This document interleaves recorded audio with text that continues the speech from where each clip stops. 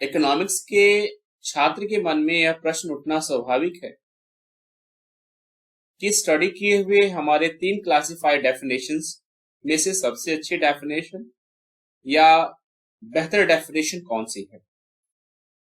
हमने जो स्टडी किया है स्टूडेंट्स, उस डेफिनेशंस में एडम स्मिथ की definition the science of wealth, Alfred Marshall की definitions material welfare of man, Lionel Robbins की डेफिनेशन स्कैर्सिटी ऑफ रिसोर्सेज, यह तीनों डेफिनेशंस अपने अपने समय की अच्छी डेफिनेशंस थी।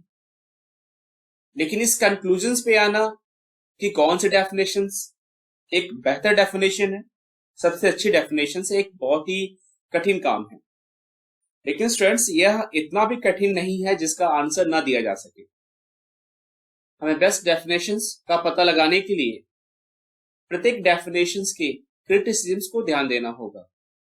चलिए वन बाय वन हम लोग क्रिटिसिज्म्स की ओर ध्यान देते हैं।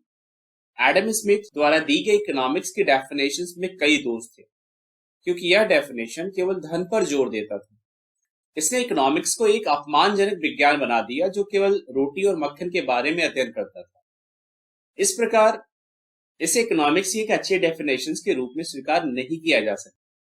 दूसरी तरफ स्मिथ के बाद मार्शल ने इकोनॉमिक्स की बेहतर डेफिनेशन देने का प्रयास किए। उन्होंने वेल्थ की जगह मनुष्य के कल्याण पर जोर दिए। मार्शल के डेफिनेशन के साथ यह महसूस किया गया कि यह इकोनॉमिक्स की सबसे अच्छी डेफिनेशन है, क्योंकि इसने विषय की स्थिति में सुधार किया है। लेकिन जब रॉबिन्स की एंट्री होती है तो वह मार्शल की definition material of welfare of main की कमियों की ओर इशारा करते हैं। इसलिए फिर से इकोनॉमिक्स की बेहतर डेफिनेशन की आवश्यकता महसूस की गई। रॉबिन्स ने अधिक वैज्ञानिक और एनालिटिकल डेफिनेशन दी। उनकी डेफिनेशन को यूनिवर्सली एप्लीकेबल माना जाता है, क्योंकि इसने इकोनॉमिक्स को एक ऐसा साइंस बना दिया जो मानव व्यवहार का अध्ययन करती है, और यह अध्ययन उद्देश्य और दुर्लभ साधनों के बीच संबंध के रूप में है, जिसके वैकल्पिक उपयोग होते हैं। लेकिन रॉबिन्स के डेफिनेशंस में भी कमियां पाई गई। यह मानव कल्याण की उपेक्षा करता है। रॉबिन्स का मानना था कि उद्देश्य का अध्ययन इकोनॉमिक्स के दायरे से बाहर है। इस प्रकार उन्होंने इकोनॉमिक्स को केवल एक थ्योरेटिकल साइंस बना दिया जिसका कोई व्यवहारिक महत्व नहीं था। इस संबंध में मार्शल के डेफिनेशंस को बेहतर माना जा सकता है। स्टूडेंट्स, जब आपको डेफिनेशन लिखनी हो तो ये डेफिनेशन आपकी दिए गए 3 इकोनॉमिस्ट के बेस पर ही डेफिनेशंस आप लिख सकते हैं। स्टूडेंट्स, इकोनॉमिक्स में यह 3 क्लासिफाइड डेफिनेशंस के अलावा चौथा कोई क्लासिफाइड डेफिनेशंस नहीं है।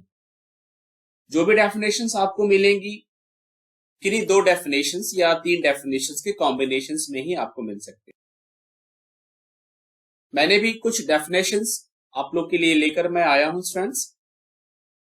कुछ इकोनॉमिस्ट ने मार्शल्स और रॉबिन्स की डेफिनेशंस को सिंथेसाइज करके इकोनॉमिक्स की अधिक उपयुक्त डेफिनेशंस देने का प्रयास किए हैं, जिसमें सबसे पहला नाम चैपमैन का आता है। According to Chapman, economics is that branch of knowledge which studies the consumption, production, exchange and distribution of wealth. यानी इकोनॉमिक्स ज्ञान की वह शाखा है जो धन के उपभोग, उत्पादन, विनिमय और वितरण का अध्ययन करती है। स्टूडेंट्स, जो वेल्थ की मीनिंग है वह धन से है, मनी से है या संपत्ति से है, जिसे हम अकाउंटिंग के टर्म्स में एसेट्स कहते हैं। इस प्रकार चैपमैन ने इकोनॉमिक्स को एक ब्रांच ऑफ नॉलेज माना है जो कि इकोनॉमिक एक्टिविटीज का अध्ययन करती है, और यह एक्टिविटीज हमारे प्रोडक्शन, डिस्ट्रीब्यूशन, एक्सचेंज और कंजप्शन से जुड़ा हुआ है। नेक्स्ट डेफिनेशन वह है पीटरसन की। Peterson said economics is the study of the process by which goods and services are produced, exchanged and consumed.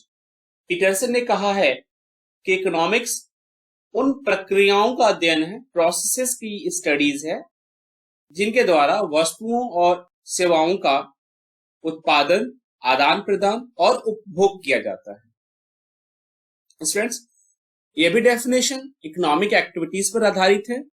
यह डेफिनेशंस में हम गुड्स और सर्विसेज दोनों को देख सकते हैं जो इकोनॉमिक एक्टिविटीज से जुड़ी हुई हो। ओके, अगर आपको कोई फ्री गुड्स दे रहा है या फ्री सर्विसेज दे रहा है तो इस डेफिनेशंस में वो नहीं आएगा। Student, this is the last definition. Economics includes all economic problems, economic policies, and economic laws which are concerns with the economic activities and human welfare are included in the subject matter of economics.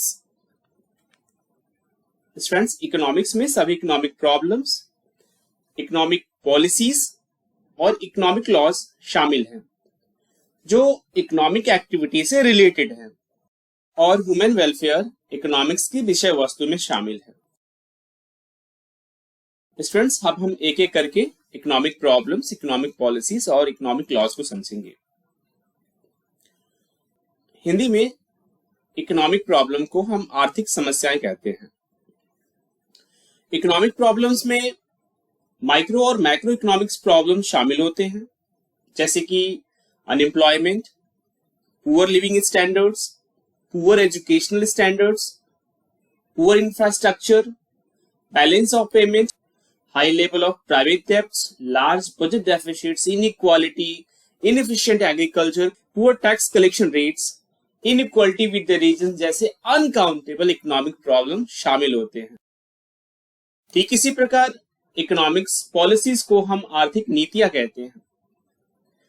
और students, economic policies में industrial policy, trade policy, monetary policy, physical policy, industrial agriculture policy, national agricultural policy, international trade policy, exchange rate management policy, EXIM policy जैसे अनेकों economic policies शामिल होते हैं।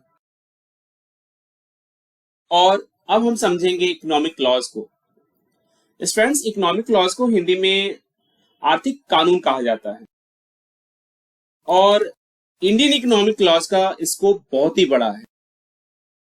इसमें वह सभी कानून आते हैं जो इकोनॉमिक वेरिएबल्स को इंपैक्ट करते हैं, जैसे कि Indian contract act, negotiable instrument act, workman compensation act, sales of goods act, wages of payment act, industrial disputes act, minimum wages act, factory act, Employment Provident Fund and Miscellaneous Provisions Act, Maternity Benefit Act, Payment of Bonus Acts, MRTP Act, Indian Patent Act, Payment of Gratuity Act, Copyright Act, Arbitration and Conciliations Act, Geographical Indication of Goods Act, Trademark Act, Design Act, Compensation Act। और students, इस तरह से economic laws की बहुत लंबी list है। तो इस प्रकार से हम कह सकते हैं कि ये डेफिनेशन जो है, डिस्कस किए गए सभी डेफिनेशंस का एक मिला जुला एक कंप्लीट फॉर्म है और इसे हम एक कंप्लीट डेफिनेशंस मान सकते हैं।